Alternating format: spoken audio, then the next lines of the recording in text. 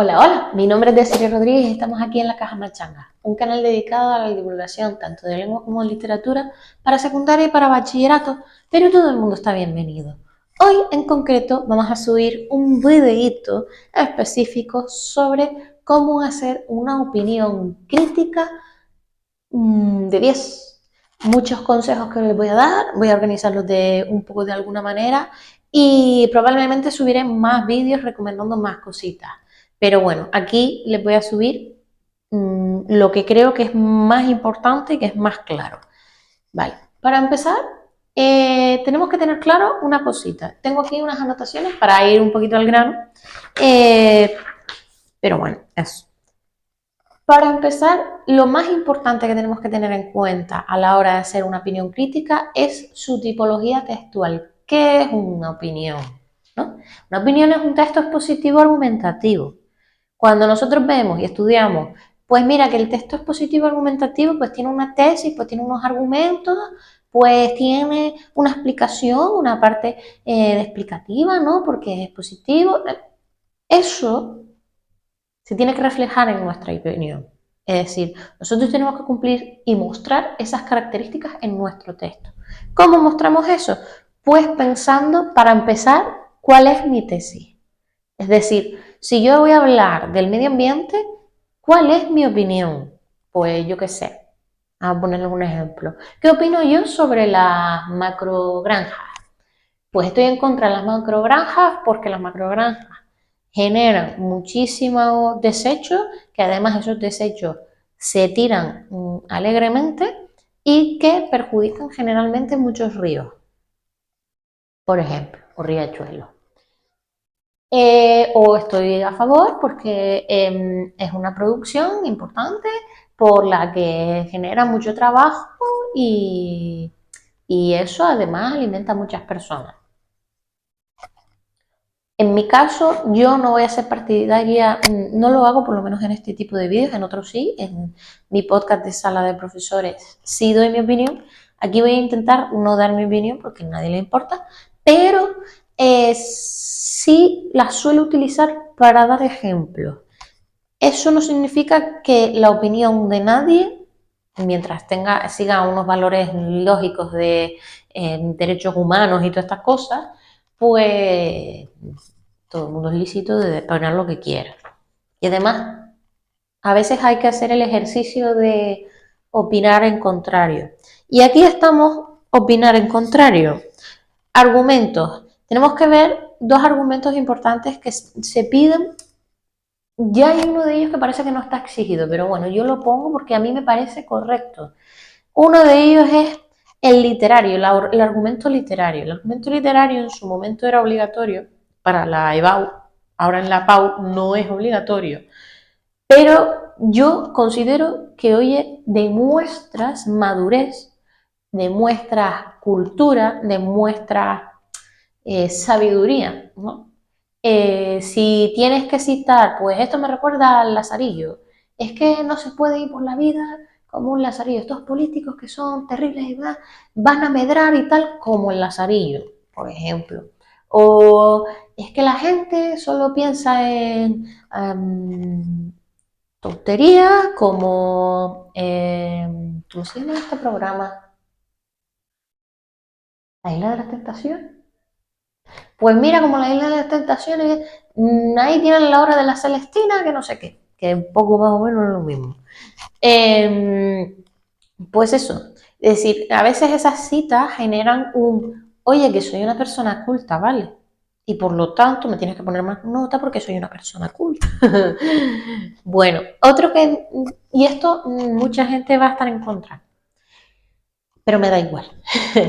el, el argumento personal, este de, no, porque a mí me pasó, no sé qué cosa, me da igual. Es decir, si tienes una opinión, no tienes que fundamentarla en tu vida, lo tienes que fundamentar en hechos. Es decir, estoy en contra de esto porque esto, estoy en contra de pues todo el mundo tendría que ser vegano porque la contaminación, porque pobrecitos animales y porque no sé qué. No, es que yo resulta que tengo una enfermedad que hace que yo no pueda comer. Nadie le importa. No, a menos que sea una cosa súper, súper, y cuando es súper personal en el sentido de, pues yo qué sé, un alumno que ha hablado sobre el cuidado de mayores. Un caso que me pasó, ¿no? Un alumno que hizo un examen sobre, que el examen era un texto sobre los cuidados a los mayores, las residencias y no sé qué, y la casualidad de que ese alumno era una persona dependiente, era una persona con una enfermedad física que le hacía estar en silla de ruedas y ser una persona dependiente. Eh, pues esa persona argumentó, puso un poco de su argumento personal. A ver, digamos que sí tiene relación, pero, por ejemplo, son cosas como muy, muy, muy, muy puntuales. Eh, en fin. Y que por cierto, en paz descanse ese alumno porque falleció. Mi niño, pobrecito. En fin, pues eso. Otra cosa, argumentos contrarios. A mí me gusta mucho esto, que la gente lo dice y dice, no, porque está mal, tú tienes que tener tu opinión y punto. No. O sea, yo considero que una opinión madura es una opinión capaz de aguantar lo contrario. Me explico. Si yo te digo que el chocolate, que casi no lo digo, el chocolate es muy bueno para la salud, a mí alguien me puede decir, perdona, engorda, ¿no? Existe un autor filósofo que se llama Hegel, que su característica principal de Hegel es el concepto de tesis, más tesis, síntesis. Es decir, yo cojo una idea, cojo otra idea, la junto y creo la verdad. ¿Cuál es la verdad de el chocolate es sano, el chocolate engorda? O el chocolate es sano porque relaja y elimina, no elimina, sino rebaja la hormona del estrés. El chocolate es malo porque tiene muchísimo azúcar y engorda. Conclusión, dos ideas, las junto. ¿Cuál es la síntesis? No abuses del chocolate, el chocolate es bueno en su buena medida, ¿no? Y es una realidad, es decir, cojo una, cojo otra, la junto, la verdad. Pues ahí, por ejemplo, en el caso de hacer una opinión, es bueno coger y decir, y pararte y decir, mira, si es verdad que esta opinión, o hay varias personas que consideran esto, varios grupos de X tal piensan esto, pero irrefuta. Si es refutable, si no es refutable, pues lo sintetizas y lo acoges y creas una verdad nueva. Es decir, esto está mal, por lo tanto, todo en menor medida. O esto está bien, pero no te pases, por lo tanto, lo mismo. La mesura es muy... Es que creo que la mesura es lo mejor que hay en el mundo, tener un equilibrio. Vale, dos cositas interesantes que tienen que tener súper claras es parafrasear la tesis. Al principio cuando expresamos la opinión en este tipo de contextos, ¿no? Que estamos respondiendo a un texto, tenemos que localizar la tesis y esa tesis, cuando opinamos, la parafraseamos. Es decir, no la cogemos y la citamos tal cual. No, por ejemplo, un texto donde una señora dice que los pimientos son asquerosos, ¿no? Pues yo, si voy a hacer una opinión, la Pepita ha expresado su negativa ante los pimientos. Punto. Pepita, por otra parte, ciertamente ella es libre de tomar sus decisiones y de tener sus preferencias, pero, eh, ella tiene que entender que mismamente somos libres todos. Hay gente que considera que los pimientos son maravillosos y que tienen muchísimas propiedades para la salud, Estoy en contra de ella. ¿Estoy a favor de ella? Pues, no sé. Deberían invertir más en educación. Efectivamente, Pepita nos afirma o nos expone que deberíamos invertir más en educación. Por lo cual yo estoy totalmente de acuerdo, porque la educación es un servicio para la comunidad, es un servicio necesario como la seguridad y como la salud, ¿no? Son esos tres servicios indispensables para el bienestar del ciudadano. Queda una reina. Vale, otra aportación importante, las citas APA. Socorro. Las citas APA son una lista de innumerables formas de citar o de extraer fragmentos del texto. Aquí les voy a destacar tres. Número 1. Cuando citamos una obra literaria, título, subrayado. Cuando citamos un poema, un capítulo de una obra o un título de un artículo de opinión o de un periódico, un artículo en concreto, entre comillas, nombre propio del periódico en mayúscula porque es un nombre propio, pero sin subrayar, no es una obra, ¿vale? No es un libro, es un periódico, un nombre propio, una empresa. De la misma manera que pones X nombre de X refresco en mayúscula y no lo subrayas, pues igual. Vale. Otro importante, fragmentos de la obra o del texto en concreto, entre comillas. Empezamos comillas, ponemos el fragmento en concreto y cerramos comillas. Lo ideal es que no sea muy largo. ¿Qué pasa si es largo? Si es largo y queremos separar un fragmento, aquí tienen... Uy, mi pizza, vale. Si quieren hacer un fragmento largo, ponemos comillas, bla, bla, bla, bla, bla, bla, bla, abrimos corchetes, ponemos 3 puntos, cerramos corchetes, seguimos escribiendo y terminamos la cita. En el momento en el que queramos hacer un fragmento de algo. Vale. Otra más. La última sería cuando queremos citar, pues eso, fragmentos de este tipo. Este fragmento, queremos citar significados. Una comilla. La diferencia entre comillas, dos comillas, y comilla es si esto es literal o esto es significado. Por ejemplo, algo que hace mucho la gente, o copiado de Homer Simpson, es que parece que, y queremos decir algo que no estamos diciendo, estamos siendo sarcásticos y por eso ponemos las comillas, ¿no? Eso está mal. Es precisamente por eso, por lo que es gracioso que Homer Simpson haga eso, porque está usándolo mal. Cuando ponemos comillas es que literalmente lo que estamos poniendo en la comilla es, por ejemplo, estoy en contra de los pimientos, comillas, estoy en contra de los pimientos. Es literal del texto. Aquí, pues vamos a hablar del significado de una palabra, por ejemplo, ¿no? Pues el campo semántico de leones, y leones lo ponemos con esta, leones no, felinos, lo ponemos con esta comilla, con esta comita. ¿Por qué? Porque estamos hablando del significado, ¿vale? En el caso de que queramos ser sarcásticos, porque a veces lo han hecho algún que otro alumno, olvídense de esto. No, sean sarcásticos y punto. O no sean sarcásticos porque como es un poquito peligroso, porque no tenemos la entonación, que es lo que nos ayuda bastante a ser sarcástico bien, pues con cuidado. Vale, vamos a mirar temas más errores, en concreto de ortografía y de redacción, que vamos a ver. Empezamos por los que son de vocabulario en general.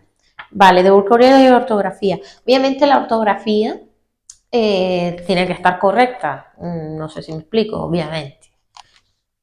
Ya subiremos un vídeo, un curso específico aquí en el canal sobre ortografía. Por otro, el vocabulario. Tienen que tener uso de sinónimos, antónimos, en fin. ¿Qué pasa? Que este uso de sinónimos antónimos demuestra si hay, por un lado, pobreza léxica, porque repito la misma palabra 500 veces porque no tengo más palabras, o incluso no sé hacer elipsis, ¿no? Eliminar cosas y no decirlas, no hace falta que diga pepita, ta, ta, ta, ta, pepita, ta, ta. No, Pepita ta ta ta ta ta, ta y ta ta ta, o lo que sea. Eso demuestra pobreza léxica. Por otro lado está la precisión léxica, que es decir, yo utilizo una palabra y no he usado quizás la palabra clara y específica para ese término, que eso es súper difícil de estudiar. O sea, que eso es una de las últimas cosas que se aprende para redactar, que todavía yo, por ejemplo, sigo aprendiendo, yo una sigue aprendiendo siempre. Pues eso, cuidado con usar palabras o términos que no saben lo que significa. Les pongo un ejemplo de un alumno hizo un texto sobre algo relacionado con tema adultos y él me dijo, no, porque la sexualización. Y lo utilizó como deseo, como necesidad y no. O sea, una cosa es la sexualización, otra cosa es mis deseos. Los deseos están bien, la sexualización no. ¿Vale? Porque la sexualización tiene que ver con la objetivización de una persona, o sea, eliminar la empatía hacia esa persona y mis deseos van por arriba de esa persona. Y no, eso no está bien. Va en contra de los derechos humanos. Vale, uso de conectores y ojito la coma después del conector. Importante, ¿por qué? Porque además, coma, bla, bla, bla, siempre, casi siempre, coma después del conector. En mi opinión, me lo eliminan del vocabulario. En mi opinión está mal. ¿Por qué? Porque realmente la preposición en no funciona con esto. ¿Vale? Es una copia del inglés, cuidado. Verbos dicendi, verbos de dice, habla, comenta. No, esos verbos son verbos vacíos, así como la palabra cosa, que también es una palabra vacía. Hay que huir de esas palabras vacías por mantener la precisión léxica y huir de la pobreza léxica, o sea, tener riqueza léxica. Y por último, en estos términos, empezaríamos con la gramática, con la sintaxis. Cuidadito con los anacolutos. ¿Qué son los anacolutos? Los anacolutos son uso de palabras, uso de frases sin sentido. Es lo típico de, pues, el verbo, no es que fallo de concordancia de que el verbo no concuerda con el sujeto, sujeto en singular, verbo en plural, no. Es que una cosa no concuerda con la otra, es como que si fuese un conjunto de frases a la vez, que realmente eso es lo que es un anacoluto, una mezcla de frases a la vez. Con una alumna conseguimos sacar 6 frases de un solo anacoluto. O sea, era una pasada. Por eso, ¿cómo evitar los anacolutos? Con tranquilidad. Paciencia. No necesitan decirlo todo de una vez. Una a una idea, después otra idea, después otra idea, con calma. Vale, terminar las subordinadas. Muchas veces hacen subordinadas larguísimas y no le ponen un verbo principal, ¿no? Y me ha pasado mucho con alumnos, y esto lo he visto y es un motivo por el que la sintaxis es tan importante. Previo a curso de sintaxis, posteriores a curso de sintaxis, les pongo un cuento escrito por mí de 3 líneas, que es una subordinada interminable, pero solo es la subordinada. Se lo doy a los que antes de que hagan el curso de sintaxis, saben que hay un error, pero no saben cuál. Después del curso de sintaxis son capaces de decirme, le falta el verbo principal. Y estamos hablando de una frase enorme de niños de tercero de la ESO. O sea, que no es una cosa tal, para que vean. Otro, cuidado con los enunciados textos no artísticos. Ah, sí, bueno, ¿cuál es el tema? A veces nos da por hacer usos artísticos en las opiniones. ¿Qué pasa? Que las opiniones son un poquito científicas, ¿sabes? Pretenden ser científicas. ¿Cuál es el problema con eso? Que cuando nos metemos quizás un enunciado, numeraciones caóticas, cosas así, en la parte artística se entiende como un arte, o sea, como un tipo de técnica artística, pero en este tipo de texto se entiende como una falta de redacción, como una falla de redacción. Cuidado. Enunciados, frases sin terminar, cosas así, cuidadito. Gerundios y las impersonales. Gerundio. El gerundio caminando, cantando, comiendo, en fin, se suele usar en inglés para hacer subordinadas sustantivas. En español no. Y la gente que abusa del gerundio, mal, está considerado mal. Una cosa es que lo pongas una vez. Dos, no más. No más, porque se entiende que eso es una mala influencia del inglés, igual que en mi opinión. ¿Vale? Por lo tanto, tiene que haber una gramática sustentada en el español, no una gramática copiada del inglés. Nuestra lengua principal no es el inglés, por lo menos la mía no. Por eso. Porque además encima de estas cosas lo hace gente que no sabe mucho inglés. Yo que me hace mucha gracia. Pero bueno. Por último, la primera persona del singular, del plural, perdón, primera persona del plural y las impersonales. Aquí muchos profesores van a estar en mi contra, igual que lo del argumento personal. Muchos van a estar en mi contra. ¿Por qué? Porque volvemos otra vez a lo mismo. ¿Es una opinión? ¿Es mi opinión? Sí, lo que pasa es que es una opinión. Yo cuando quiero expresar madurez, piensen en los políticos, ¿no? No, yo no voy a expresar mi opinión por el mero hecho de expresar mi opinión. Yo quiero llegar a un mensaje y quiero hacer una acción. Esa es la consecuencia, o sea, ese es el objetivo del texto argumentativo. Yo te doy una información para que tú o un grupo de personas hagamos algo. No es para que sencillamente yo suelto mi opinión, la tomas a la dejas, no. Es decir, realmente tiene o pretende que haya una acción, ¿no? Si yo digo, yo no como carne porque es contaminante, estoy contando un dato personal. Mientras que deberíamos bajar el consumo de carne porque es contaminante para el medio ambiente, es diferente, porque ese primera del plural conlleva un peso mayor. Por eso, y las impersonales, se debería comer menos carne. También esas son formas más contundentes de expresar una opinión. ¿Cuál es el problema?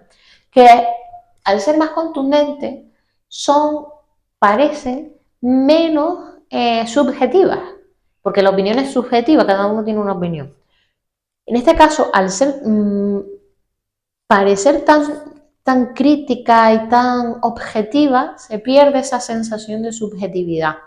Y entiendo por qué muchos profesores dicen, no, tira para subjetividad. En mi caso, yo soy una persona bastante fría y calculadora, como me dijeron cuando presenté mi trabajo de fin de carrera, que era una persona fría. No lo sé, por lo visto sí. Eso. Considero más válido esos impersonales porque además es una gramática mayor, es un nivel más culto de la lengua. Por eso los prefiero. Pero bueno, como todo en esta vida, es lo que te pida el profesor. Ahora bien, a la hora de la PAU probablemente a la hora de un examen o a la hora de incluso hacer un vídeo expresando tu opinión, porque también me imagino que este vídeo llegará a alguna persona que quiera mejorar sus capacidades de habla y de escritura. Mejor primera persona del plural y impersonales.